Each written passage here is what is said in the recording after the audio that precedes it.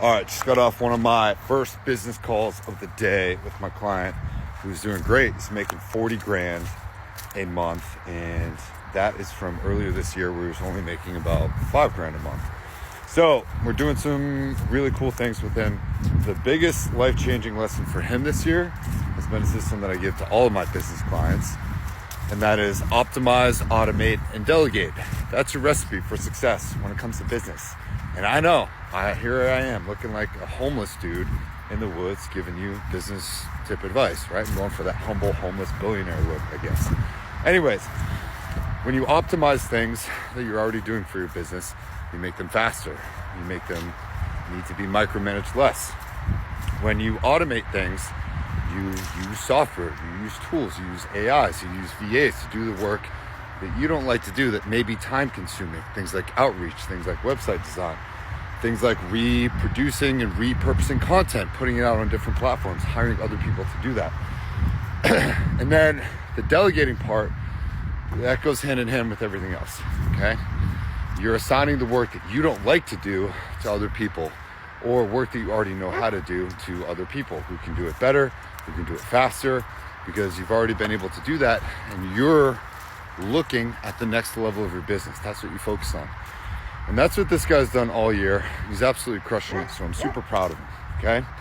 The other thing, now that he is coming into his own and really making good content and really getting noticed, even when people aren't engaging with his content online, he's still getting noticed. He's getting a lot of messages, and it's starting to show up from about 3 or 4 months ago when he was really questioning what it was that he was doing with the strategy that we implemented. So he's starting to see the success of that.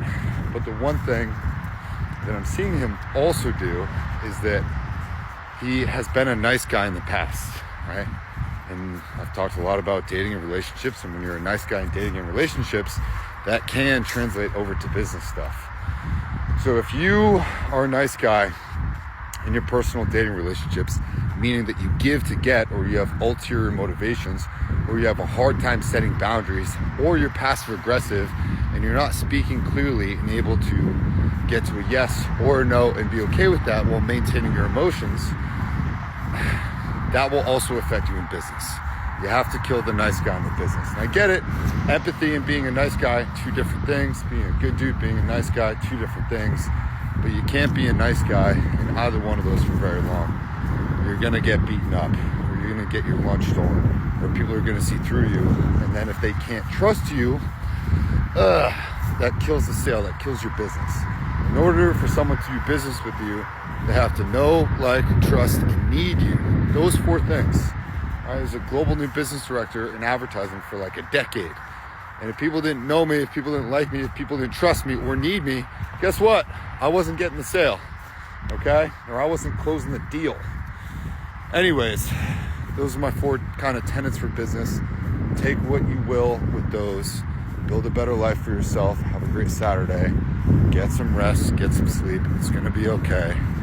The world's crazy right now, I get it, but hang in there. Message me if you want to work one-on-one on business stuff. I can and I will show you how to make more money. Peace.